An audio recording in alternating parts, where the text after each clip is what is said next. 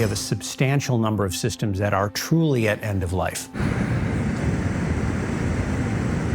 My biggest concern is having to call the superintendent one day and say, we're going to need to close a portion of the building because we lost an HVAC handler, because we lost a main electrical distribution panel. Eventually, everything needs to be replaced. I mean, there are pieces of equipment in this building that were installed, back when Eisenhower was president.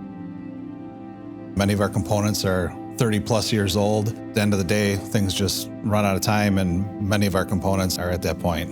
On the front of the building, those historic windows are single pane glass. They are very inefficient as far as heat loss. Some of those windows, you can actually feel the cold air coming through. The glazing on the outside is failing in many areas, and once it fails and the water gets in there, the wood windows that we have now, the wood is failing. Students have told us that they go from one room that is extremely hot and the same day go to another room that is extremely cold. Teachers and students will put books on top of the air ventilator to try and control the large gusts of cold air coming through there. We have one space that actually records at a subway level of decibels, and that is a space where small groups of students are trying to work.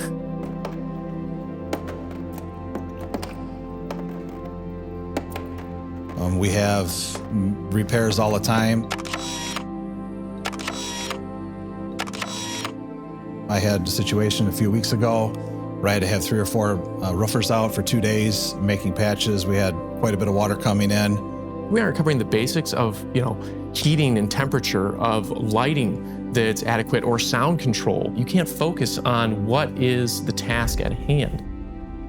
Just like taking care of your home, there is a point in time where that equipment becomes less reliable. These systems age more and more and more. They require more and more maintenance to keep them up to date. When we have failure, we get very nervous because we don't know if we can get the parts. We can't continue much longer like this without putting ourselves at severe risk. They're at the point where they are in danger of actually, disrupting classes and learning in the school. The district has done a very good job about extending the systems throughout the building beyond their anticipated lifespan. These systems eventually need to be replaced.